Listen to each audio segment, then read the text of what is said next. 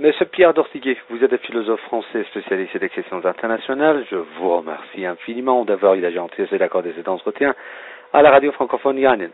Monsieur Dortiguet, ancien Premier ministre français, ancien ministre des Affaires étrangères, Monsieur Dominique de Villepin est en déplacement à Téhéran, capitale de la République islamique d'Iran. Il a eu des entretiens avec les responsables iraniens. Il a rencontré surtout le ministre iranien des Affaires étrangères, Mohammad Javad Zarif, et également ancien ministre iranien des Affaires étrangères, M. Ali Akbar Velayati, qui assure actuellement la présidence de ce centre de recherche stratégique et du Conseil du discernement du bien de l'ordre islamique. Vous, M. Dortiguet, quelle importance accordez-vous à ce déplacement à Téhéran de M. Dominique de Villepin, s'il vous plaît? C'est la qualité d'une politique qui est elle-même mise en évidence, car M. de Villepin représente pour les Français, toujours, je crois, historiquement, l'intervention de la France contre l'invasion de l'Irak autrefois, c'est-à-dire contre la stratégie belliqueuse américaine.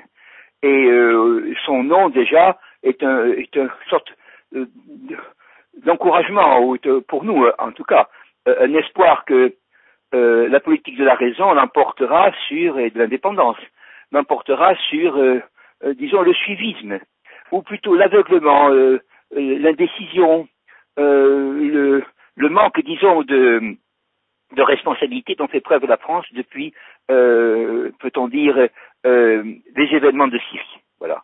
Et bien sûr, auparavant avec M. Sarkozy en Libye. Nous avons, tous ces épisodes que nous avons connus ont été, de la Libye jusqu'à maintenant, ont été, disons, à chaque fois repris, critiqués, disons, remis en ordre par M. de Villepin, qui a toujours dit que la France ne suivait plus une politique, disons, de médiation, une politique de non seulement non pas de conciliation entre les partis, mais ce qu'on peut dire une politique proprement dite, à savoir la recherche d'un accord durable fondé sur la raison. Voilà exactement le but de toute politique. Or, son absence pèse lourdement sur la France et bien sûr aussi sur l'Occident. Le fait même que M. de Villepin ait vu des gens de qualité à Téhéran, en particulier dans le centre de stratégie, montre que ou bien notre pays, ce qui n'est pas vraisemblable avec M. Fabius, a changé d'orientation politique, ou que l'Occident, ce qui serait encore mieux, que l'Occident, d'une manière générale, cherche à travers lui à, disons, se garder d'une sorte de déviation dangereuse que présente aujourd'hui, par exemple, notre soutien ou la politique américaine, par exemple, de soutien à Daesh, de lutte contre Daesh, c'est-à-dire que ce sont des positions contradictoires qui, en réalité, disons, nous conduisent à la proposition d'un homme politique américain il y a quelques jours, disant que nous devons nous attendre à une guerre de 30 ans. Alors, nous avons le choix entre la guerre de 30 ans, je ne dis pas de 3 ans, mais bien de 30 ans, en Orient, ou bien nous cherchons des solutions stables, nous cherchons des solutions diplomatiques, nous cherchons des solutions raisonnables, et celles-ci impliquent en premier, bien sûr, votre pays, c'est-à-dire de sortir l'Iran de l'isolement artificiel dans lequel, pour des raisons diverses, de soutien à Israël, d'éloignement des concurrents économiques par les États-Unis, enfin, ce sont ces mauvais prétextes qui font que notre Occident s'affaiblit devant des difficultés qu'il a contribué à créer en Orient, et il est temps que la politique de M. Villepin, que l'on voit aujourd'hui, qui est justement d'aller chercher en Iran, pays qu'il connaît, qu'il a déjà visité, où il a des amitiés, nous espérons que, disons, c'est là l'amorce, disons, d'une politique de survie de la part de l'Occident, voyez, de survie non seulement pour l'Iran, mais également pour l'Occident. On ne peut pas... Et surtout l'Occident, pour qu'il arrive et surtout à cette conclusion que, contrairement à ce qu'il prétendent, certains, si vous voulez, hommes politiques qui prétendent, certains hommes politiques, que l'Iran fait partie du problème, ils devront arriver à cette conclusion que l'Iran fait partie de la solution. Exactement. Exactement. À force d'avoir vu l'Iran comme un problème, c'est-à-dire de l'avoir présenté comme, disons, oui, la chose des problèmes, c'est-à-dire une difficulté en soi. C'est comme si l'existence de l'Iran, sa qualité, son passé, ses capacités d'avenir, posait, disons, une difficulté insoluble, était un danger en soi. Bon, c'est là, bien sûr, un fanatisme, c'est un aveuglement. L'Iran est une réalité, et comme toute réalité, contribue, bien sûr, à la paix.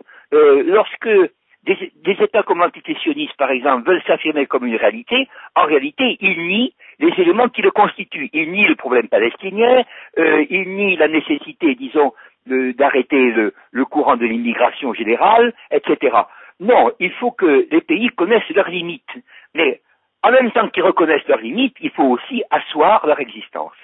Voilà, disons, ce que notre ancien camarade de collège, enfin, il est bien plus jeune que moi, mais nous avons connu les mêmes maîtres, vient de dire à Téhéran. Je crois que nous avons confiance dans cette politique de M. Villepin. Je crois qu'elle est en tout cas le symptôme, disons, que certaines forces en Occident ne sont pas des forces belliqueuses, sont des forces raisonnables. Elles ont pour elles la nécessité pour nous, disons, de lutter contre la crise économique, contre le désordre social qui nous menace et économique. Voyez-vous, il ne faut pas, disons, caricaturer non plus la politique de l'Occident. C'est ce que cherchent justement les milieux bellicistes, en faisant des affrontements de civilisation ou autres. Voyez-vous, nous avons été, je reprends ce que j'ai dit tout à l'heure, nous avons été très frappés par cette annonce d'une guerre de 30 ans en Orient.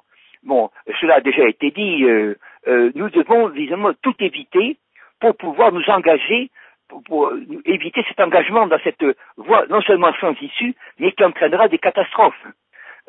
C'est la raison pour laquelle, d'ailleurs, nous faisons confiance, bien sûr, à M. Villepin, et bien sûr, ceci va à l'encontre de la politique aveugle de M. Fabius. Nous pensons qu'il y a là deux forces politiques différentes, voyez-vous, et que dans ce choix, M. Villepin a certainement été aidé par l'Europe.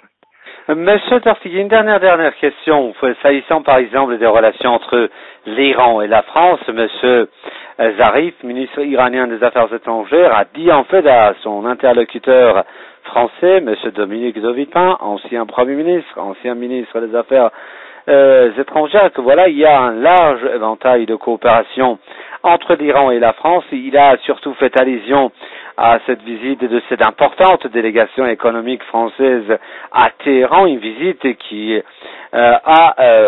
qui s'est heurtée à l'opposition, à la réaction négative des autorités de la Maison Blanche.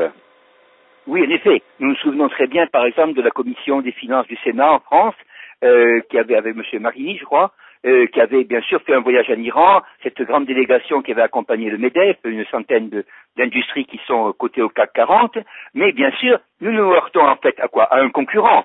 L'Amérique prétend protéger l'Occident. En réalité, elle divise l'Occident. Elle veut, disons, écarter l'Occident, c'est-à-dire le diviser à son profit. C'est-à-dire, il ne s'agit pas de dire que l'Occident, c'est l'Amérique. Non, l'Occident, c'est l'ensemble des pays européens, américains, etc., du Nord et du Nord, disons. Et nous ne pouvons pas, disons, faire en sorte que sous prétexte de leadership, il y ait une partie qui se substitue au tout. Je crois que là, cette question, disons, cette relation franco-iranienne est l'occasion, justement, de faire apparaître une certaine justice nécessaire dans la répartition des forces.